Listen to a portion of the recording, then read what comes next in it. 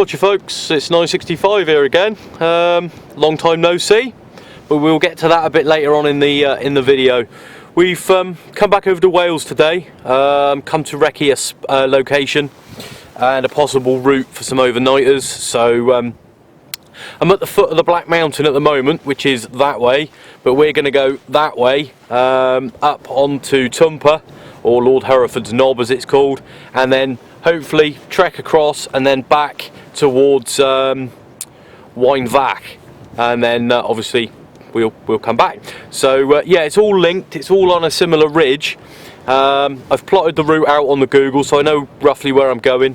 Got the OS map in the wagon there, but it was raining all the way. It's stopped raining now and there's clear skies, but it is bitterly cold. So I've got all layers on now, all layered up, ready to hit the slope. Got the waterproof trousers on, but not waterproof jacket just yet, because that thing is non-breathable. But yeah, so we're going to head off up to Twmpa first, and then we can survey the land, as they say. And we'll be back shortly. Catch you soon.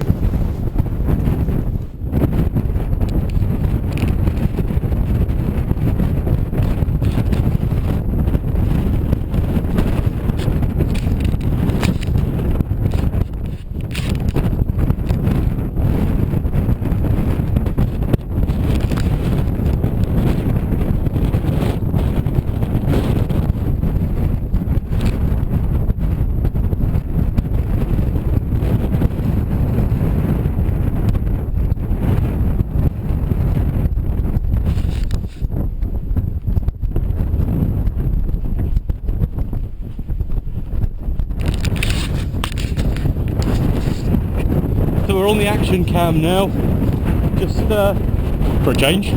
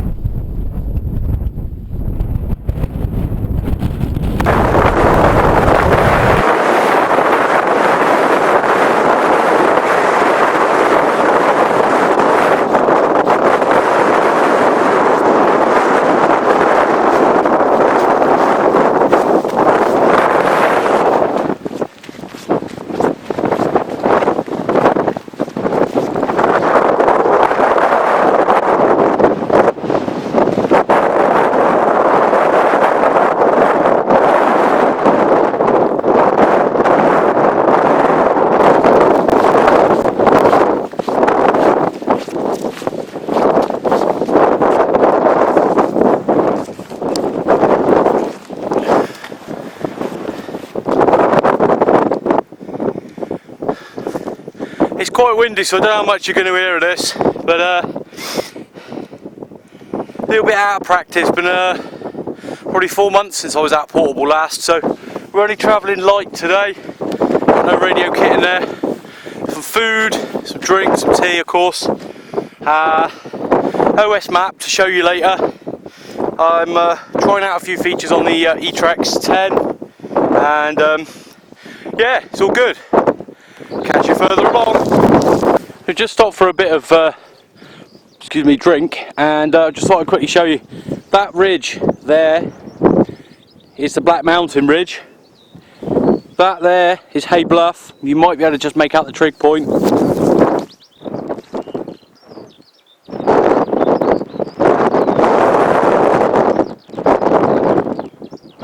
Okay. And the last time I was on Black Mountain, I was doing CTX walkabout, and I went from here all the way along the ridge, and it disappears behind this hill here. Walked all the way along and all the way back. It's a nice walk, that. It's ideal for walkabout with a handheld. That's Lord Hereford's Knob up there, or Twmpa. We'll stop and pull out the map and show you where we're going. In a bit. Man, that's strong!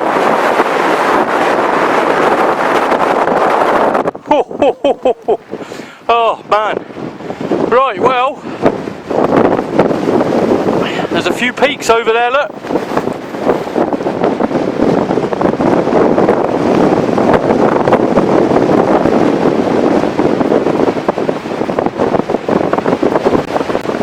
Okay, so just briefly, whilst I got a break in the wind, a few people enjoyed the map portion of a few videos, so just for those people who do like it, I have got the map today, and I am doing a bit of compass navigation as well. I know where I'm headed, I got the GPS, but it's good to have a brush up on your skills. That's where we were just now, Lord Hereford's Knob, or Twmpa, 690 metres ASL.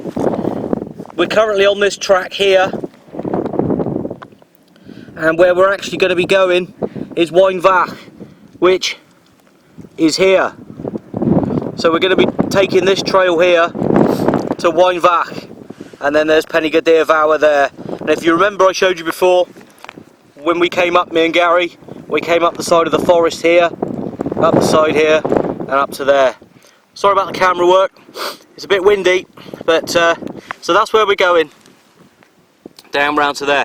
Once I get to that trig point there, I'll stop and have a bit of a drink and a bit of a bite, and then we'll push on then to Waun Fach. Catch you in a bit.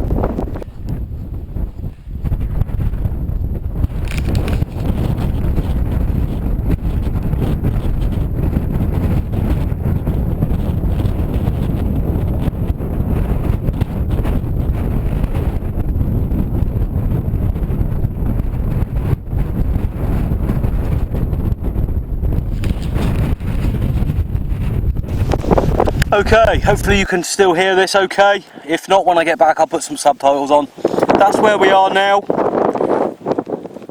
We're on that summit there. Trig point 713 metres ASL. So we're going to follow that track here. Whoops, follow that track, and we're going to branch off, and we're going to go up the side and up to Waun Fach there, which is 811 metres ASL. I've not done Waun Fach before, so a couple of new ones, in fact 3 new high points for me today. No radio, but it's nice to be out, to be honest, and I haven't seen anyone yet, so I've got the whole place to myself, and it really does make you feel quite small. Yeah, I mean, it's quite easy to get lost. There's a lot of different tracks leading off, so you got to be careful, but I know I'm here, and then what I should do is plot to here, and then plot a straight line to here, and then follow the line up, and that's it. So it's always handy to have a map and a compass as a good backup. Anyway, we're at the trig point. I'm going to have a bit of grub quickly. No cooking today either. I'm travelling really light because I want to get a wriggle on. So I've got some bacon butties pre-done, and I've got some cakes and some chocolate bars for later on for a bit of extra sugar energy. So we'll catch you shortly.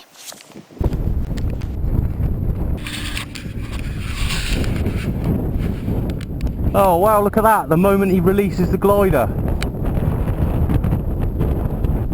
Superb. He just come up over that ridge there out of nowhere.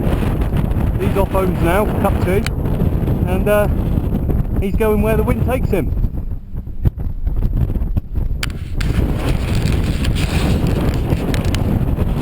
So basically, I'll just put that out there, I don't know if that's going to help the sound.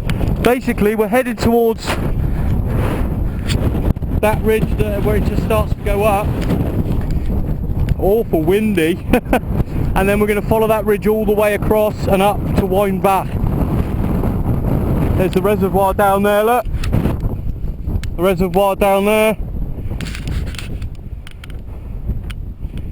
Nice, nice, nice. Okay. Catch you in a bit.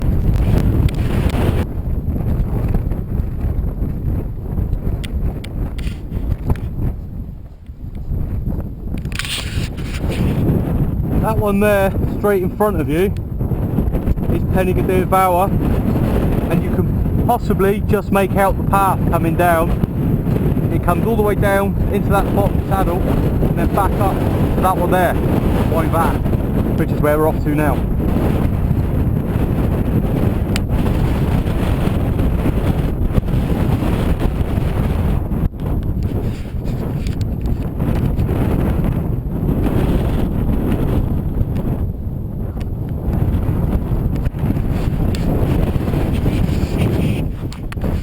Incredibly windy, and cold with it, but with the layers on, it's all right. Yeah, it's well worth bringing some extra layers. You can adjust your temperature as you need to, rather than one big heavy layer, or you know, loads of little layers. You can adjust your temperature. And what I do as I'm walking, as I get hot, I'll take my hat off. That'll cool me down, then I put my hat back on, and that's how I regulate my body temperature. But I got two t-shirts on. I've got the my Montaigne, my sort of lightweight Montaigne down jacket on, and my Charlie Tango fleece, compulsory for all outdoor activities. So yeah, it's all good. Now, what I am doing today, this is the bullet cam, so hopefully it's coming out. I'm using the Garmin etrex 10 in conjunction with the map here, the OS map, and we'll show you a bit later on. It's just too windy at the moment.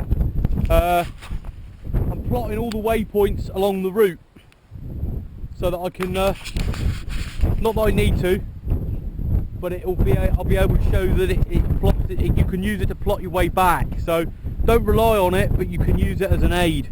The map's always a good backup, but it's well worth learning how to use basic compass skills if you're coming out here, and bring a map just so you've got a good idea where you are.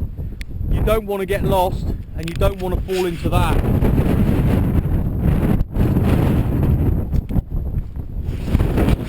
That's dirty, smelly, horrible water. Right, well hopefully you can hear this. I've just stopped to do a quick location verification using the GPS and the map. Pretty sure I know where I am anyway, but just for peace of mind, and because people said they wanted to see more map stuff, I'm doing it. So, the Garmin GPS etrex says grid reference 6 figure 204 by 319. So you got the 20 line. Where is it? Let me think. There it is. 20 and then 4, and then you want 319. Well, there's a 31 line. Yeah, 9 is just down, so we're there. That's exactly where I thought we were. We are just coming round to what's that say? Can't read it. Penamantlen, I guess that is. Someone will tell me off, I'm sure. Where is it? I've lost it again. Ah, there we are. Yeah, there it is. Penamantlen, I guess that is. So we are actually on the approach to Waun Fach. Ah, there it is. Sorry guys, it's hard to. So there you go, and that's it up there. So we're not doing too badly, but that's a good way to check it. Look, so it says there we're currently 716 meters above sea level, and if we're here, where's the contour lines? You can usually count them up in 10 meters, but I can't find the nearest one to tell me which one it is at the moment. But never mind, that's pretty. I think that's about right. Yeah, I reckon that's pretty bang on. It's accurate to within 3 meters there. Look, so handy piece of kit, that very handy. It actually gives you a 10-figure grid reference. So if you've got one of those and you get stuck up here and you get through to I suppose it'd be mountain rescue, you can give them that location and they'll be able to find you quick smart. Likewise, if you're on a map and you know exactly where you are, or within a good area on a map, you can give them a 6-figure grid reference, and that's better than them trying to punt somewhere in the dark. So it's worth having one or the other, or both preferably, and then you know, if the worst comes to the worst, you can assist your own rescue. But it's worth having just for peace of mind, especially if you've never been to the location before. And I've never been this way before, and I've never been to Waun Fach before. I would have known how to go this way. I would have been alright coming this way, because we've done it so many times. And then up to Pennygadir, down and back up to Waun Fach. But this route is a lot longer. Well, I think it is longer, but it's far more forgiving. But we'll have a chat about that nearer the top. Catch you in a bit.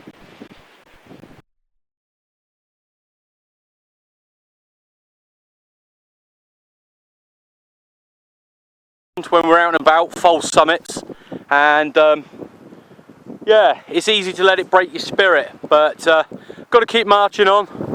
which is what we're going to do now. I had a quick brew at that one. That was, there we go, that's my reward for summiting a false one. But no matter, we're on course for the top. There it is. See you in a bit. So we're now at the point where the path diverges, and it is marked on the map. One path goes off down that route there that I just showed you, and then this one carries on across to this little pile of stones, or cairn I think they call them. I don't know where that word comes from. It sounds north of the border. It sounds sort of Gaelic, or not Gaelic, but you know, Scottish to me, cairn. But anyways, we're plodding along, making good progress I think. It's about 11 o'clock, so I've been going about 2 hours, so I'm quite pleased with myself considering I haven't been out for well, probably about 4 months. I haven't done any kind of mountains or even hilltops. I just haven't been able to get out and do it. So here we go, look. So we now pick up this track here and we head straight up there. Right, well hopefully you can hear this. It's we're nearly there. It is still incredibly windy, which I would expect. If I was on the other side of the ridge it wouldn't be so bad over that way. I've just been putting in some more waypoint markers. Basically waypoint markers on a GPS, what you do is you put in your start point, turn it round, turn it round. So you put in your start point, okay, and every time thereafter when you change direction, okay, it's important that you do that because otherwise it takes you in the wrong direction to get to your next waypoint. It will always try and take you in a straight line, okay. So I'll show you an example here in a minute. Turn this round. Okay, so we'll take that piece of mud as the starting point, okay. So you put your input your first waypoint, you move to here, and what you're going to do is you're going to come this way, put in a waypoint there, you come down here, and then you're going to change direction again, put in a waypoint there, and off you go. So when you retrace your steps, it'll take you to here, then to that waypoint, and then back to that waypoint. Now, if you miss this one out, so you go from here to here, down to here, if you put that one in and miss that one out, it will take you from here to there in a straight line. Now there could be a mud hole there, so you must make sure you always put in a waypoint marker when you change direction. What I do, I'll be walking along and there could be an obstacle here, like a big hole of watery mud, and I'll put in a waypoint here, here, here and here, and then carry on down the track. And that way when you come back to retrace your steps, it will actually take you to waypoint, waypoint, waypoint, and then back, and it will actually guide you around the obstacle. So it's a very handy thing to have. It's very easy to do. You just put it onto waypoint marker like that, mark a waypoint, and the joystick's very handy when you're wearing gloves because you can't use a touchscreen with these gloves. So you select waypoint marker, click, which is a simple press down on the joystick, and then you just click again, done. That's put in a waypoint for this location. Now when I get to the top, because the path is straight, I can just go straight up. So I can put a waypoint in at the top. When I get back home, I can save that waypoint file as the route. So the next time I come here, I can use that same route again without any problems. If on my way I find there's something cropped up in the way, I can just put in another waypoint around there. So it's very handy, but it's not something to rely on entirely, but it is very handy to make sure you come off the top of somewhere very safely. But it's not, it looks like Travis Perkins have delivered some stone.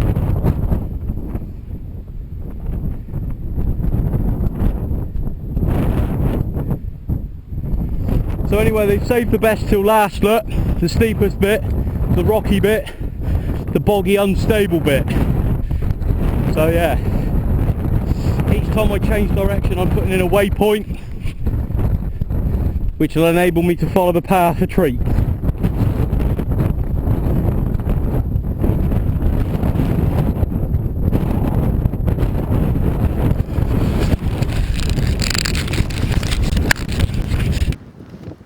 Right then folks, the GPS says my reference is 215 by 299. So 215 by 299. Waun Fach! Haha! We've done it, we're here, we made it. So that's good, that's not bad at all. I'm just sheltered down behind one of the many bales of stuff that's up here. It's changed an awful lot since 104 come up here, when there was just a big hole in the ground with some upturned, I think there was an upturned trig point pointed down into the ground, and they've actually started landscaping it. But you'll notice the wind as soon as I stand up from behind this bale.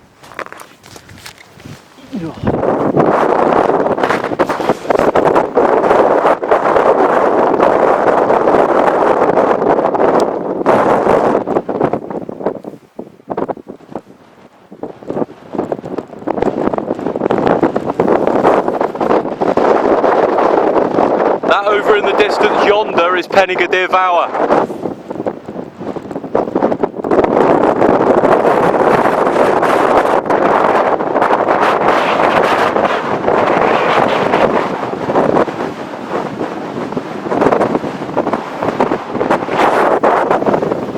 It's a wee bit breezy.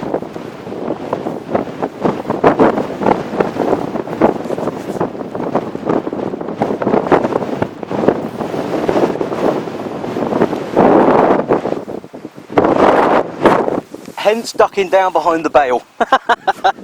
So what we're going to do is we're going to have a bite to eat, some bacon rolls.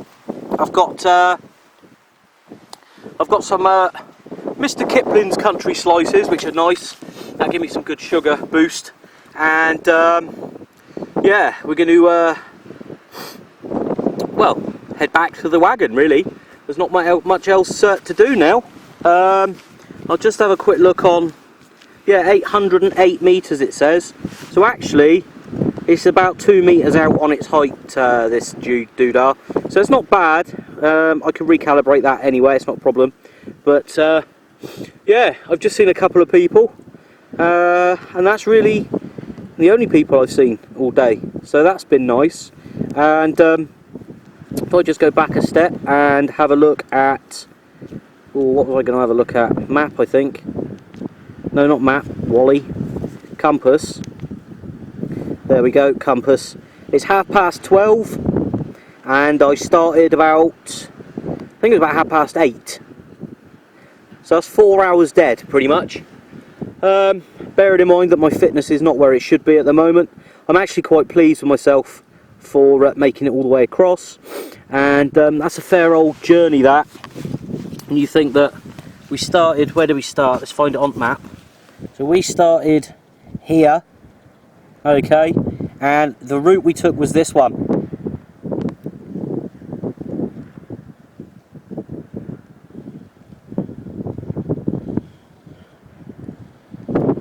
So that's quite a distance. It's certainly a bigger distance than that. So yeah, all good really, can't complain. Everything's stood up to it. How it would be with a 32 kilo Bergen, I don't know. I don't think I'm ever going to do that again, to be honest. I think it's going to be lightweight from now on, because it makes a hell of a difference. It's far more enjoyable walk as well. So yeah, just duck down behind one of those massive bales. I think they're doing the drainage or something, but it's all good in the hood, as they say. So yeah, all that we need to do now is have a brew. Have some grub, and I think we'll trundle back. It's really a bit too windy up here. I wanted to have a chat with you all about the channel and where it's going, and the lack of traffic, and how it's all going to change, and what I'm planning and stuff. So I'll do that in a different video, I think, from a bit of a sheltered spot really. And we're going to head back now. Well, not now, we're going to have something to eat and a brew. But another good feature on this, this is a Garmin etrex 10. It is a GPS jobby. They do a 10, a 20, and I think they do a 30. Some of them are in colour, but it's really not necessary. The other thing, one of the things that I like on here, there's a lot of functions on here, mind. I'm slowly starting to use more of them. Where is it? It's got a function on here called sun and moon. Now, oh, got a cramp in my leg there. What the sun and moon function does. Oh, that's a bit close to my eye. I'll turn it round. What the sun and moon function does is it tells you sunset and sunrise for the day. So I can see from that sunset is 8 o'clock tonight, and it come up this morning at 6:30. But it lets you plan your day, so you can kind of work out. You can kind of work out how far you've travelled for a certain amount of time. You can then use that to sort of plot the route ahead and see if you're going to have enough time to get to the next point, or whether or not you're going to have to set up camp before sunlight goes. I'm sure you could navigate up here in the dark, but I wouldn't advise it unless you're very experienced. So that's a good little feature there, and you can choose any day of the year and it'll tell you when it's going to be. But it's got a lot of interesting stuff on there. I mean, if you're going to do just places like, say, Beacon Batch, or Westbury White Horse, you know, that sort of thing, simple ones that are pretty close to civilization. God, it's got some good weight to it, I can lean on that. If you're going to do any of those sorts of places, it's not really that sort of necessary, but if you're going to come over to the mountains and you kind of want to gauge how far you've got to go, how much daylight you've got left, your speed and such like, it's well worth getting one of those bits of kit. Right, catch you later. Okay, so we're all fed and watered now, and I'm actually going to head off of here and get a wriggle on, because I've just been informed by some group leaders that I think they said something like 51 patrol, some air cadets are on their way up, so big group of them are on their way, so I'm going to whiz off. But this is the track back feature on the waypoints. That there shows me my entire route back, and if I keep zooming out, oh, that's zooming. If I zoom the other way, it'd be even better. If I zoom out, it shows you the entire route back to the very start. Now that doesn't look like much, but as you zoom in, you can see all the waypoints are spreading out. So as I've changed direction, this last bunch was where I kept going from spot to spot because of route changes, but for the most part, every time I change direction, I put in a waypoint so I can follow it all the way back should I get lost or whatever. So it's a very handy piece of kit to have. It's a Garmin etrex 10. It's the base model, but it's plenty good enough for what I need it for. And yeah, I've used a lot more of the features today than I usually do. So yeah, my electronic Gary, my tour guide. So there we go, and I go back to what satellites I've got. Pretty good coverage up here. Not so good now I've ducked down behind this hay bale, but there we go. So it's accurate to within 3 meters according to that.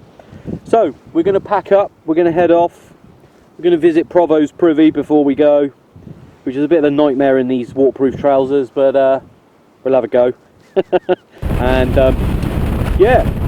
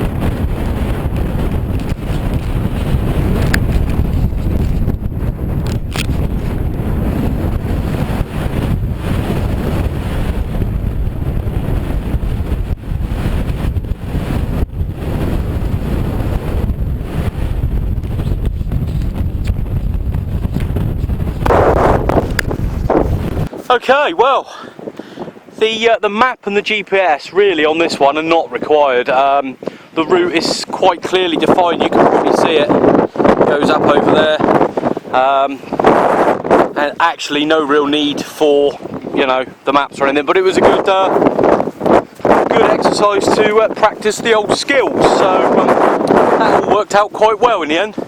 But yeah, we're all, I would say we're probably halfway back now. and yeah, I didn't think it was going to be quite as long as it was, but it was certainly an enjoyable route, that's for sure. So yeah, pleased with that, and I would certainly say that that is a nicer walk. It's far less demanding, so yeah, well worth a go. Anyone who wants to have a nice little walk out. As I say, I have come with minimal kit, so being minimal kit has meant a much nicer day out, really. If I'd have been loaded up with a Bergen, that would have been a nightmare. So yeah, all good really, can't really complain at all, so I won't. I'm just going to get to that gate over there, and that's probably about the halfway point, I think, thereabouts, give or take, plus or minus. Yeah, I'm trying to film a bit more of the scenery if I can, because that's something else that I've had a request, or a few requests in actual fact. Can we see more of the actual route that you're taking? So I have filmed pretty much all of the route for you on this one, and I've shown you where it is on the map as well, so you can sort of tally that up if you're so inclined. And yeah, we'll try and do that a bit more in the coming videos. I've got an OS map at home for Beacon Batch as well, but it's really not necessary for Batch. You pick any path and you climb and you're at the top, so it's a bit of an easy one, that one. But it's well worth it. It's well worth coming out and just having a bit of fresh air, getting the old muscles working. So I'll catch you back in a bit.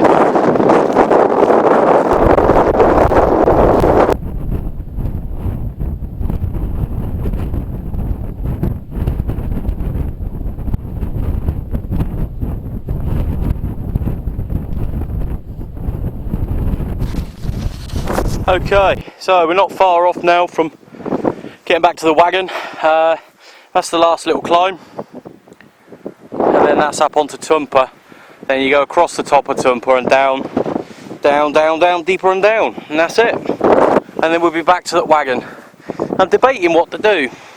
I don't know whether to go and have a look at somewhere else, or trundle on back. Pretty knackered as it goes, but we'll see when I get back to the wagon. Not sure what the time is now. I think it's about 2:30. So yeah, it was 2. Say we get back at 4 o'clock. It'll be 4 hours of daylight, but I don't know. I might just save it for another day.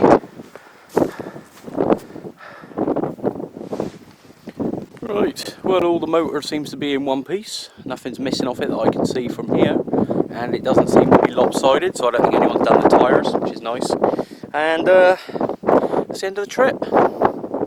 Very enjoyable. I really enjoyed that today, so I should imagine that will be on the CTX calendar before long. And there's plenty of spots up there for a good old wild camp as well, so lots of flat areas and that, so it's pretty windy though, but nice. Hopefully the videos are going to be a little bit more forthcoming, and we're going to do what we can to get it sorted out. As I say, it's been a little bit slow, but I haven't been able to do anything about it. So yeah, I've got a lot of I've got some lists at home of requests that have been asked for. It'd be a bit better if I stood in the light, probably.